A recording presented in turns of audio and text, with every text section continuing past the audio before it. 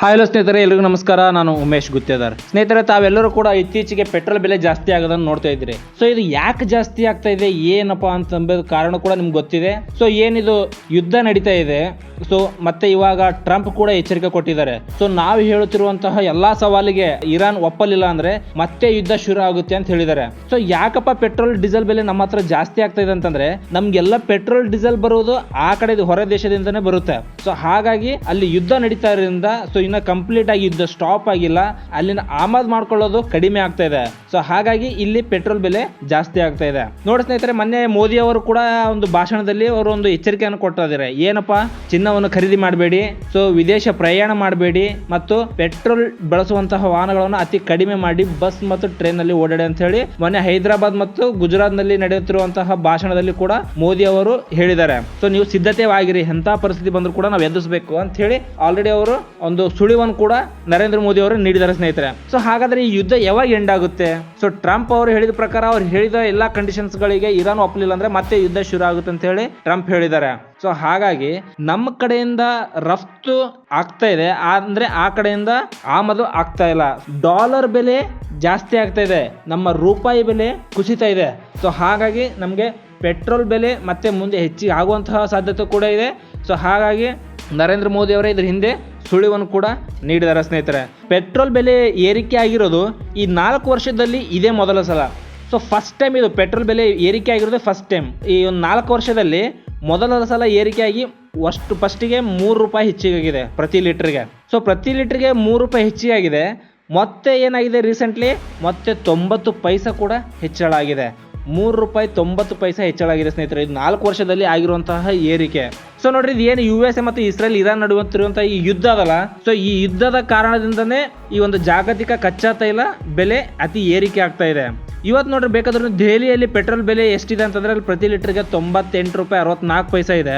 ಆದ್ರೆ ನಮ್ಮ ಬೆಂಗಳೂರಲ್ಲಿ ನೀವು ಚೆಕ್ ಮಾಡಬೇಕಾದ್ರೆ 107.16 ರೂಪಾಯಿ ತಿಳಿಸಿದೆ. ಯಾಕಂದ್ರೆ ಫಸ್ಟಿಗೆ 3 ರೂಪಾಯಿ ಹೆಚ್ಚಿಗೆ ಆಯ್ತು, ಮತ್ತೆ ಮೊನ್ನೆ 90 ಪೈಸೆ ಕೂಡ ಹೆಚ್ಚಿಗಾಗಿದೆ ಸ್ನೇಹಿತರೆ.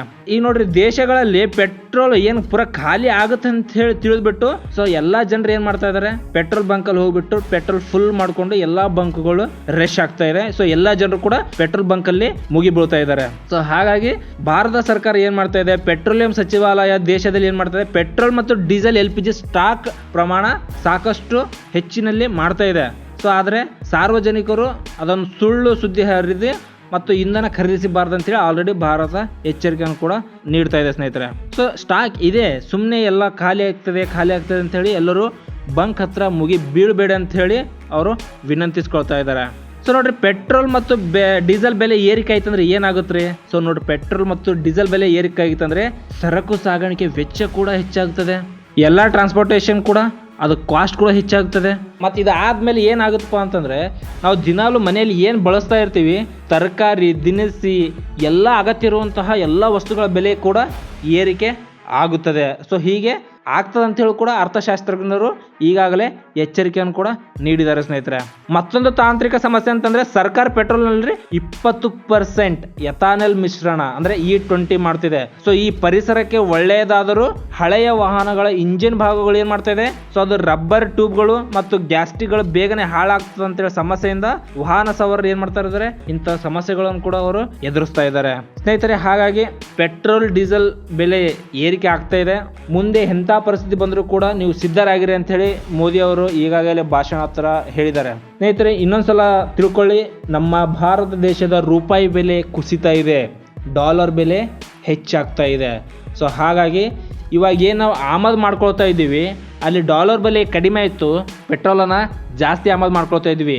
ಇವಾಗ ಪೆಟ್ರೋಲ್ ಜಾಸ್ತಿ ಆಮದು ಮಾಡ್ಕೊಳ್ತಾ ಇದ್ವಿ ಅಂದರೆ ಡಾಲರ್ ಬೆಲೆ ಹೆಚ್ಚಿಗಾಗ್ತಾ ಇದೆ, ರೂಪಾಯಿ ಬೆಲೆ ಕುಸಿತಾ ಇದೆ. ಹಾಗಾಗಿ ನಮ್ಮ ಭಾರತದಲ್ಲಿ ಪ್ರಸ್ತುತ ಪೆಟ್ರೋಲ್ ಮತ್ತು ಈ ಸಮಸ್ಯೆಗಳ ಮುಖ್ಯ ಕಾರಣ ಅಂತಂದ್ರೆ ಈ ಜಾಗತಿಕ ಯುದ್ಧದ ಉದ್ವಿಗ್ನತೆ ಅಂತ ಹೇಳ್ಬೋದು ಸ್ನೇಹಿತರೆ. ಇದರಿಂದಲೇ ದಿಢೀರಾಗಿ ಬೆಲೆ ಏರಿಕೆ ಆಗ್ತಾ ಇದೆ. ಸೊ ಯುದ್ಧ ಏನಾಗುತ್ತೆ, ಟ್ರಂಪ್ ಏನು ಮಾಡ್ತಾರೆ, ಅವರ ಸವಾಲುಗಳನ್ನು ಅವರು ಸ್ವೀಕರಿಸದೇ ಇದ್ದರೆ, ಅವ್ರು ಒಪ್ಪಳಿಲ್ಲ ಅಂದರೆ ಇವರು ಮತ್ತೆ ಮರು ಯುದ್ಧ ಸ್ಟಾರ್ಟ್ ಮಾಡ್ತಾರ. ಟ್ರಂಪ್ ಅವರ ಎಲ್ಲ ಸವಾಲುಗಳನ್ನು ಅವರು ಸ್ವೀಕರಿಸ್ತಾರ, ಏನೆಲ್ಲ ಒಪ್ಪಂದ ಆಗುತ್ತದೆ, ಏನೆಲ್ಲ ಮಾಡ್ತಾರೆ, ಮತ್ತೆ ಯುದ್ಧ ಸ್ಟಾರ್ಟ್ ಆಗುತ್ತೆ ಅಂತ ಹೇಳಿ ನಾವು ನೋಡೋಣ ಸ್ನೇಹಿತರೆ. ಇದು ಪ್ರಸ್ತುತ ಪೆಟ್ರೋಲ್ ಮತ್ತು ಡೀಸೆಲ್ ನಲ್ಲಿ ಬೆಲೆ ಏರಿಕೆ ಆಗಿರುವಂತದ್ದು. ಸೊ ಮುಂದಿನ ದಿನಮಾನಗಳಲ್ಲಿ ಮತ್ತೆ ಯುದ್ಧ ಶುರು ಆಗುತ್ತೆ ಅಂದ್ರೆ ಏನಾಗುತ್ತೆ ಅನ್ನೋದು ಮತ್ತೆ ಮುಂದಿನ ವಿಡಿಯೋದಲ್ಲಿ ನೋಡೋಣ. ಧನ್ಯವಾದಗಳು.